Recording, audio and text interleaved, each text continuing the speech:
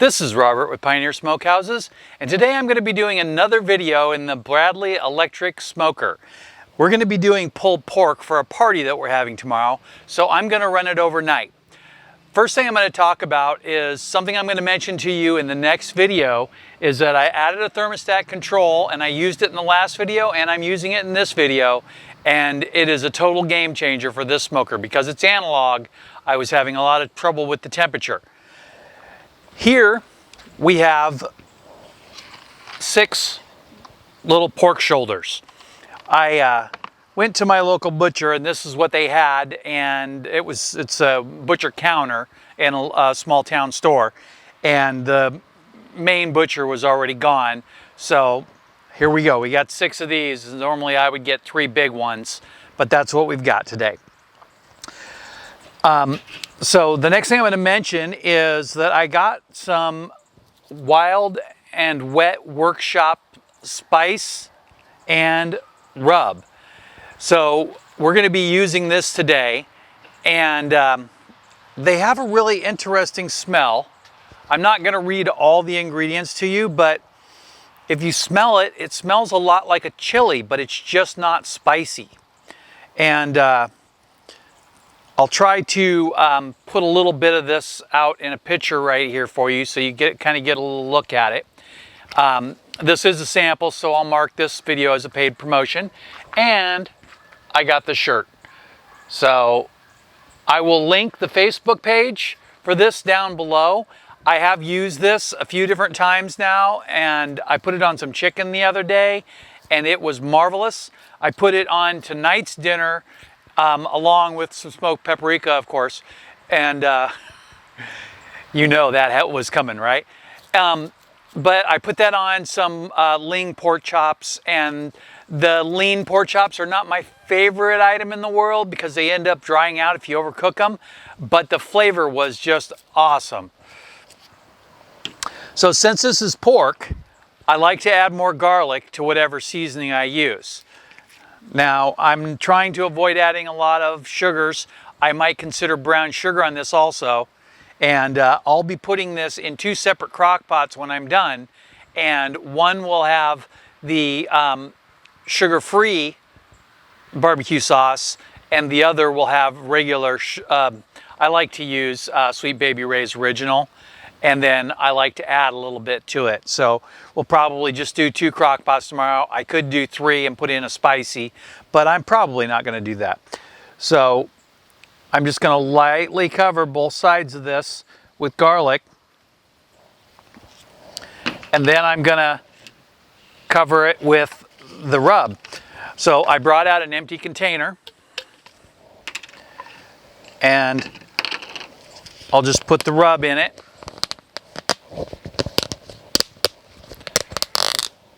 Careful not to spill it. I'll be right back, 1 second.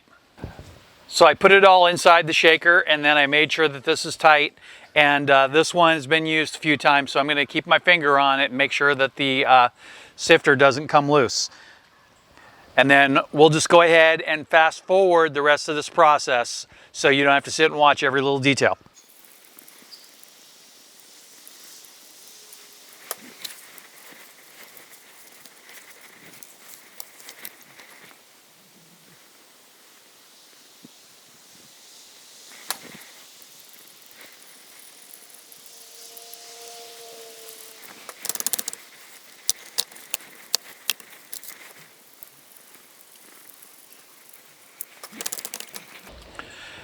Now I've got the pork butts all covered, and I just flipped them over twice. So I did the top side 2 times and the bottom side once, and I went ahead and made sure that I put garlic on both sides.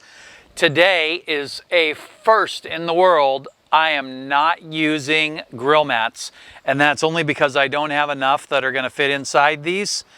If I was doing 2, I would use the grill mats, no question. So I'm going to pick 2 of the largest ones and put them in on the very top.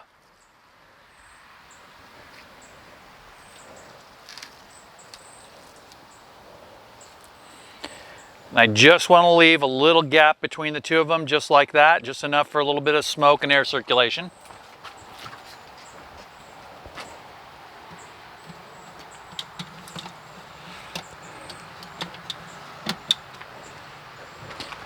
And it will be tight in here.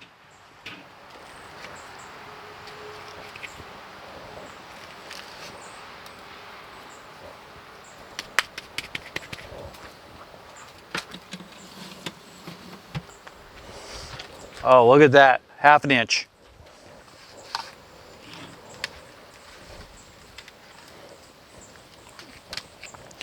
When you're doing the roast, there's usually kind of like a bone side, and I like to put the bone side down. And if there's a fattier side, I like to always put that towards the top. These are not particularly that fatty. So I'll stand back for a second. You can take a look there. And I'm gonna go ahead and pull off this glove because we're done with most of that. So I have a little bit left in here, maybe a little less than half of that dry rub that was in that container, but I'll store it in here from now on. And what we're gonna do is we're gonna smoke this for 6 hours. So that means we need 18 biscuits. So I always drop one in first, and then there's 1 hour, 2 hours, 6 hours,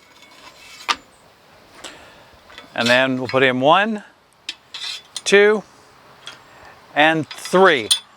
And the reason I do that is so it completely ejects all the ashes. It takes 3 pieces to fill the whole slot.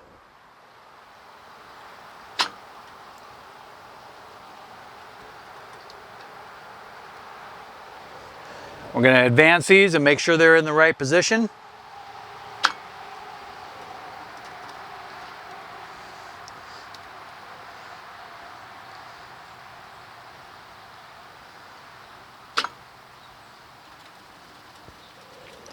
And it's ready to go. Now I can monitor the temperature here, and I'll do that for a few minutes, but this controller here is actually running the heating element, and it is very accurate. So I've tested it with a glass of water and an InstaRead thermometer, and it's within a couple of degrees of what this thing says. So it's more accurate than the gauge on the front. I'm gonna let this run for 8 hours at 225, and in the morning, it should be all ready to go. Now, for the next 15 minutes, like I said, I will stay out here and babysit it, but I will see you in the morning. That'll be 5 seconds for you, 8 hours for me. We are back. It's been a little bit over 12 hours, which is a little bit longer than what I had originally calculated, but everything looks really good, and it looks like we've developed a really nice bark. I did test it 4 hours ago, and we weren't where I wanted to be yet. So let's go ahead and check it now.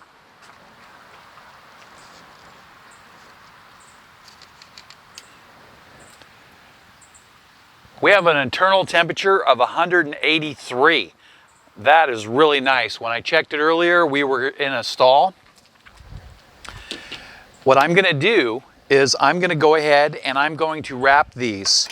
So first thing I'm gonna do is put on my gloves. And then the second thing I'm gonna do is I will be adding some juice to this. Now you can add anything you want. I like to use a little bit of apple juice. And what I do is I like to thin it out a little bit. So this is 1 cup of apple juice, and this is about 3/4 cup of water, maybe just a little less. I don't want to go more. So we're going to be adding the flavor to it, but we're not going to be killing it with a bunch of water. So I don't want too much juice and I don't want too much water. And I'll tell you that when you're using this, it's great for pouring it in something without a funnel, but you also have to take a little bit of this out. That way you can get it mixed up really good. Otherwise, that first little thing is all water. All mixed and done. And then we'll be wrapping in generic heavy-duty aluminum foil. First thing I'm going to do is I'm going to go ahead and pull this one out. Now, this tray, this foil tray, has caught all of the grease and the drippings from that. And we can just take this, and I'm going to discard that. So for now, I'm just going to set it aside until it cools off. It'll be fine there for now. I'm going to use this to wrap to. So I'll do the first one, and then we'll skip the rest of them.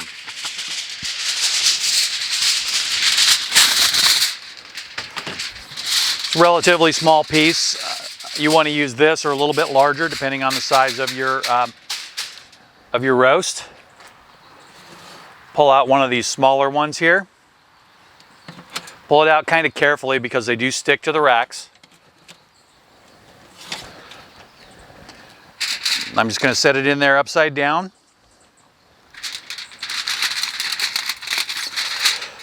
Make sure that we can close it.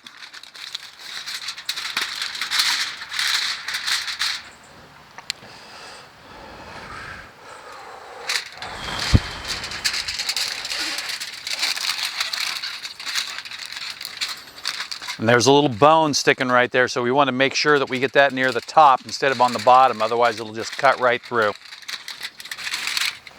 And I'll fold this end closed and up. And then this end, I'll fold it halfway up, just like that. And then, got 6 of these. And I got a little over 12 ounces of fluid here. So I want to make sure I get about 2 ounces in there. We're just trying to add a little humidity to it.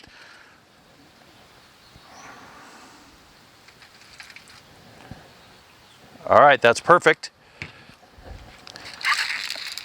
Close it up. A little bit of a shake there.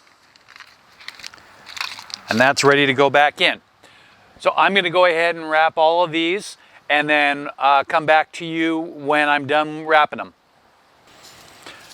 We have them all loaded in there now, and they're all wrapped. And you have to be really careful when you're wrapping them. Unless you're gonna double wrap, there's a real good chance that you'll poke through. Now, we're not looking for perfection here. We just want it to be good to give a little bit more humidity inside the wrap to keep it moist. And there's a little drip, and if there's a drip, that means you've got a hole in your foil. Sometimes it happens. I'm going to show you a couple of pieces that came off the other rack, and hold that out there, and hopefully you can see that. Now I want to show you how easily this stuff is coming apart. I just squeeze it and it falls apart like that. And that's great. We're at 183 now, or when I started this process. We're looking for 193, 10 more degrees with the apple juice in there, and then we'll go straight to the crock pot and we'll be able to break this stuff up, and it'll make excellent barbecue pulled pork sandwiches. So I'll see you in a couple of seconds. For me, it'll probably be about 2 hours. Time to check the temperature.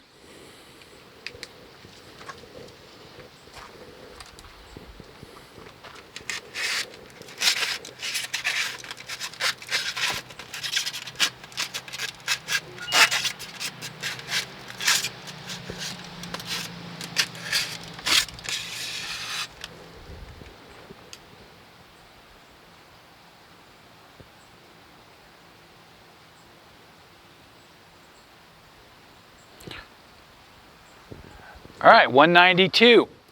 I'm going to go ahead and pull it. I figure by the time I get to this one, it'll probably be up to the temperature that we were going for. Set that aside. First thing I'm going to do is I'm going to go ahead and turn this off. Went ahead and brought out a crock pot. Now I have 2 crock pots that I'm going to be using today, but I'm just going to do this for one of them, and then I'll put pictures up for you.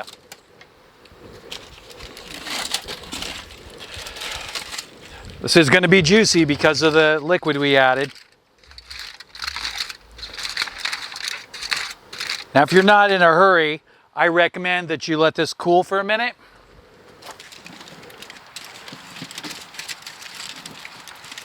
Whew.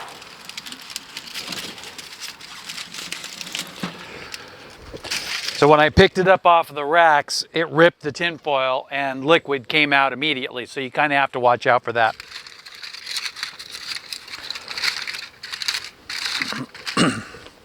I don't own a pair of claws, but what I do usually do, if it's too hot, is I use some of my stronger forks. But I don't think that that's not going to be an issue for me.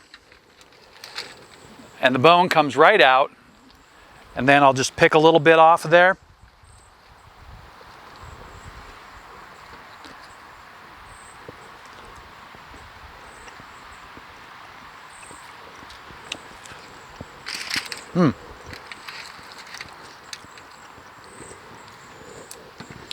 Because it's a shoulder, there's more than one bone in there.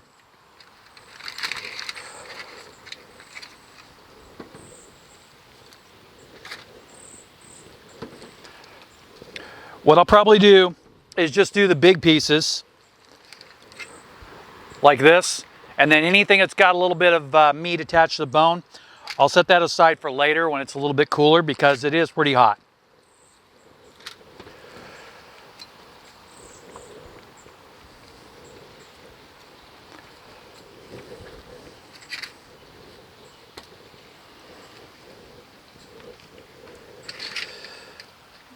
I'm going to pull off a little piece here. Well, when I said little, I didn't mean that little. Hold it out here for you to see. And I want you to see how easily that falls apart. I'm not even pulling on it, I'm just kind of pushing on it with my thumb. And then I'm going to take a little piece here and a little bit of the bark. I'm going to try that.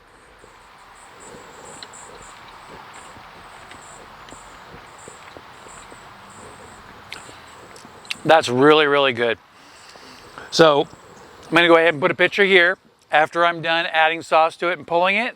And then see if we can get a picture here with a slider or bun, whatever you want to call it. I like to buy the small buns, bigger than sliders. And then I like to add a little bit of just regular old coleslaw to it, a bag of cabbage and some Kraft coleslaw dressing.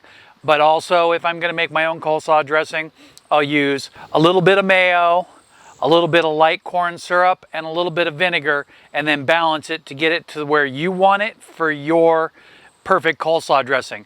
I like to put a little bit of pepper and a little bit of coriander in there also. So I'll go ahead and do this, and thanks for watching the video. Everything is turning out great. In the next video, I'm going to discuss the unit and what I did to make it work good for me. And there's links below to the provider of the seasoning today, which is Wet n Wild Workshop's Facebook page. And they have cornhole boards and duck calls and seasoning. So I had a long conversation with the guy, and this is what he's doing for retirement. So I don't know if that's my idea of retirement. I was just thinking of smoking a couple of pork butts and going fishing, but that's his idea of retirement. So whatever works for him.